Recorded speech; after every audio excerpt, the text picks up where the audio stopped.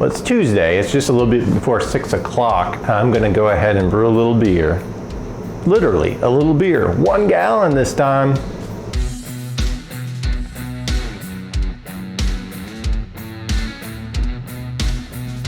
All right, I know you're asking, hey, why are you brewing 1 gallon of beer? Well, what I'm doing here is a smash beer. In this case, I'm using Weyermann Pilsner malt. My plan is to brew several of these. I got several base grains that I would just like to brew some small batches to evaluate the grain.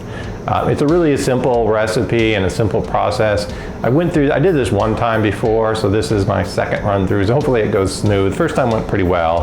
Basically what we're gonna use, I've got already milled up, I've got like 2 pounds of grain that I milled up. I'm gonna mix that with 1.5 gallons of water, try to mash that at about 152. And I've got this insulated cooler that I picked up at Home Depot for 10 bucks.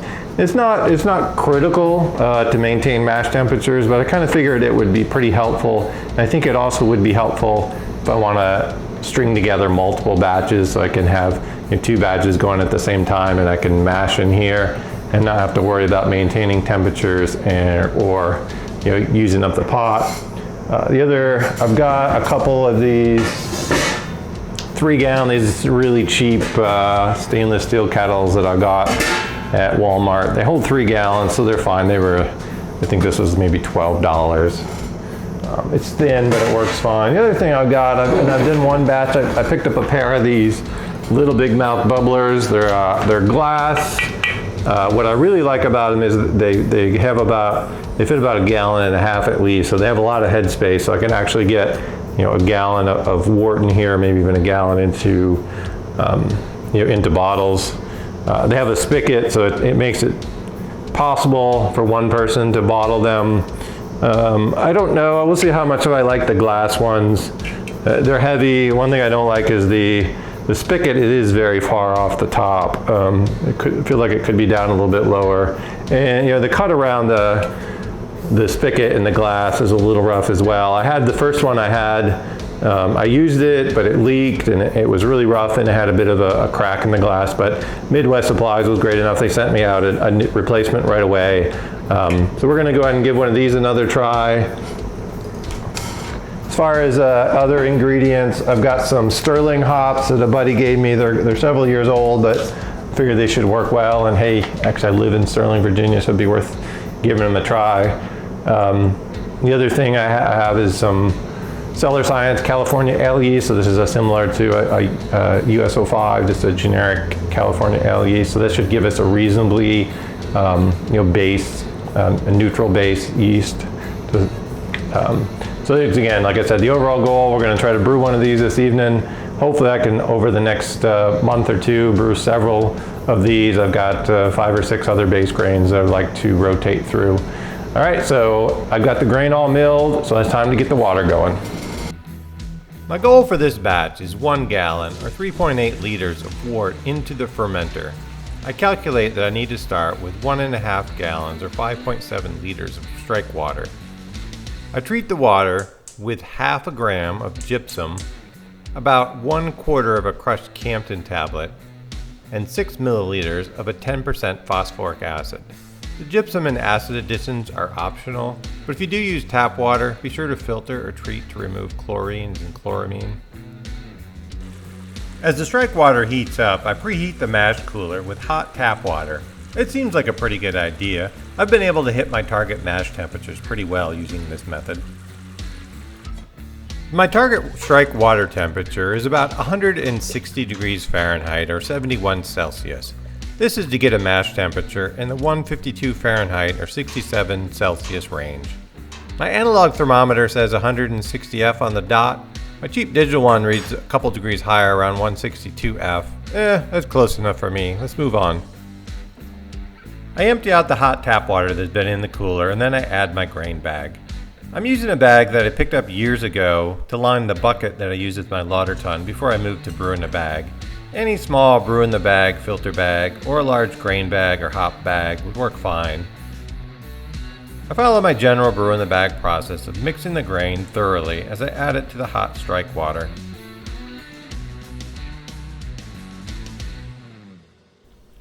As I add the last of the grain, I'm sure to give the mash a nice stir.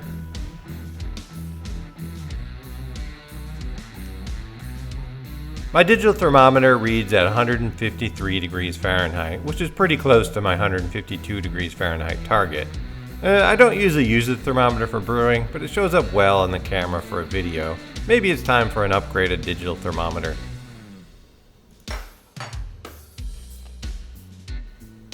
I just fold up the top of the grain bag and seal up the cooler and then set it aside for the 60-minute mash. I think I gave another good stir at the end of the mash, but I didn't open it up during the mash. With the 60-minute mash complete, it's time to give the mash a good stir and then remove the grain bag.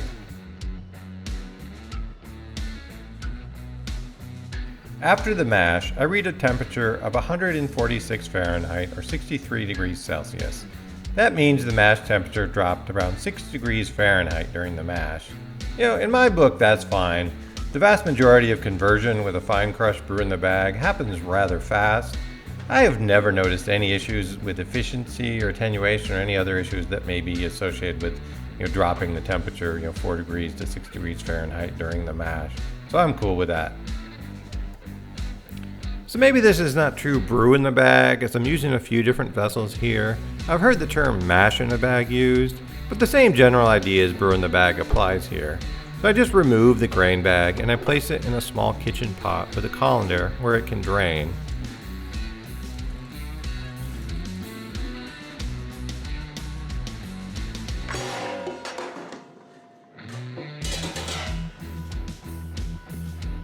I then pour the wort into the boil kettle.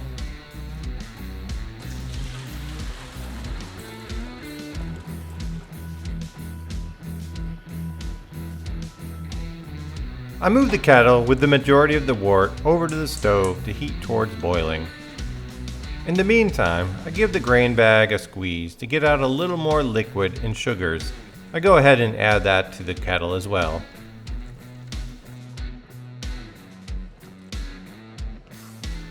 From here on, everything is a pretty standard small batch brew day. I add my 4 grams of sterling hops just before the boil. I had a pretty good boil going, then I went ahead and reduced it down, thinking it was a little too vigorous. I guess I'm still playing around with my boil vigor for small batches. I ended up with a little extra wort into the fermenter. With 5 minutes left in the boil, I add 6 grams of sterling hops, along with half a gram of Irish moss. An ice bath makes quick work of chilling down this small batch. I make sure to get some prime footage of my elbow to include in the video. Keep in mind that after chilling, everything needs to be clean and sanitized. Star San is my sanitizer of choice, but there's other options. The wide mouth of the little big mouth bubblers really comes in handy here when transferring from the kettle. It's so easy. I ended up just a touch over my target of 1 gallon of wort. This is fine. I believe my gravity was 1046, which is just a few points under my target. I pitched 3 grams of Cali Ale dry yeast and moved the fermenters to a cool bathroom to ferment. By the following morning, fermentation was well underway.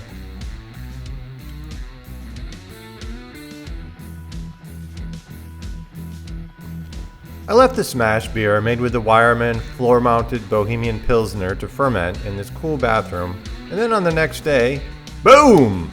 Another batch showed up. So I followed the same process the following day and make a second smash beer.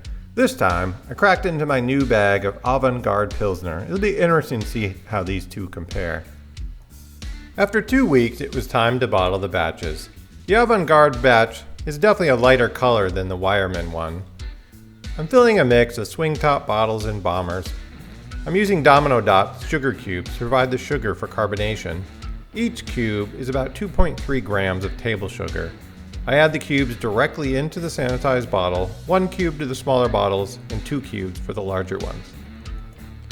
This is not meant to be a video tutorial on bottling beers, but I did want to include a little bit of info to show how much easier it can be bottling with spigots. I've not used the spigots in this batch since filling the fermenters, but I want to make sure I rinse them off with some sanitizer. I then attached my bottling wand directly to the spigots with a short piece of tubing. I opened the spigot and drained the first little bit into a sanitized cup. This gets out most of the debris that has settled near the spigot. Then it's just a matter of filling each bottles. It does start to get a little bit awkward toward the end, as I need to use one hand to tilt the fermenter toward the spigot and the other hand to hold the bottle being filled.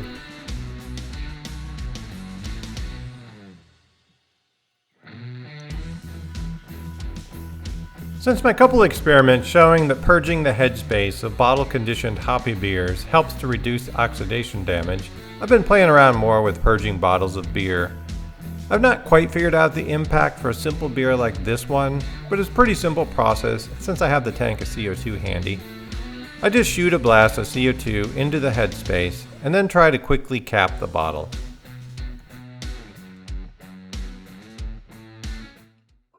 So welcome to the tasting. So today is July 29th. These beers were brewed on June 8th, bottled on June 22nd. So this has been in the bottle for a little over 4 weeks. I want to end with this quick evaluation. I'm not going to dig too much into the details of the beer, but if you don't want to watch a cooking show where they just bake a thing and then they stick it in the oven and then they cut off, I like to actually show a beer so that we can actually make good beers. And while the goal of this video, or what I actually did was I did a smash beer to evaluate a base grain, and then I went back and I brewed another version of that same one to evaluate Weyermann Bohemian Pilsner versus Avangard Pilsner. Really, the purpose of the video was to show how you could brew a simple all-grain small batch beer. In this case, a full 1 gallon into the fermenter. Whether you're doing less than 1 gallon in the fermenter, you're doing a little bit more. Just to show that you can brew quality beers on a small scale. And the thing is, I'm going to work on a companion article to talk a little bit more about what I did and some of the ideas on brewing quality beer. But I do think it is a challenge. All the same things that apply to brewing 5 gallon, 10 gallon, commercial scale stuff like sanitization, the quality of your water, your fresh ingredients, fermentation temperature, yeast management, limited oxidation, quality packaging, all the same things apply. So if you're just trying to make something alcoholic, that's one challenge. If you're trying to make something that is sort of commercial quality, there's challenges. There's some additional challenges on top of just what it takes to brew, a 5 gallon batch. If the 1 gallon or small, measuring in volumes is very important. We're measuring hops in grams. If you're off, by 8 ounces here or there of water in volume, that can make a significant difference. Whereas in a 5 gallon batch, it's just noise. Oxidation can be more of a challenge. You just have more headspace, surface area to volume, so you have to keep a little oxidation. You've got smaller volumes for temperature control, so both say during the mash or during as you're bringing it up to a boil, or during fermentation, you've got less mass to kind of buffer some temperature changes, so you need to be a little more careful there. And then just I think one of the things you may want to be doing small batches because they're quick and cheap, but if you really want to make that a good commercial quality beer, you may need to be investing more time and more effort. But I don't think you need to invest a lot of money into a small batch equipment. You just need to identify the areas that you need to work on and work those into your system. But okay, let's get into tasting these beers. I'm going to go ahead. I wanted to pour them just to see how the carbonation was. So again, this was Weyermann Bohemian floor malted Pilsner with sterling hops. So I thought and it's fermented with Cellar Science Cali Ale, which is a American Chico strain.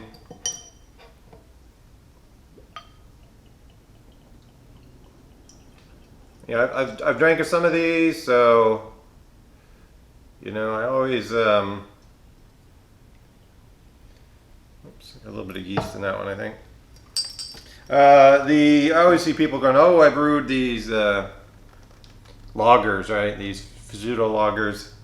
You know, I mean, you brew a light, crisp beer like this, you can call it a lager, but it's not. It's an ale. It's a light, crisp ale. In this case, you know, Pilsner, simple yeast, fairly clean, you know, yeast selection or simple hops. So if you look, you know, visually, so I think I got a little bit of yeast in this one, so it's a little bit more cloudy, but it's definitely the Avangard one. It's a little bit of a lighter color than the Weyermann. They're both nice and clear beers.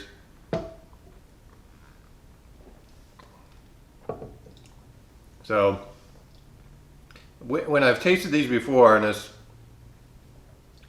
I always felt the Weyermann, it definitely has a little bit more of a malt character. And it's not, you know, not biscuity.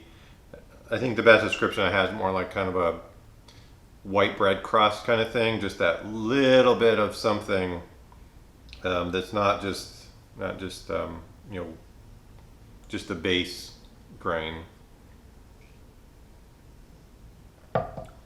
Whereas the Avangard is just a little bit of a cleaner, a little bit of a more neutral. So, and this is where I think for what I want to brew, what I use Pilsner for mostly is Belgian beers, and you know, maybe throwing some in like a New England IPA or something, just something I want a light colored with.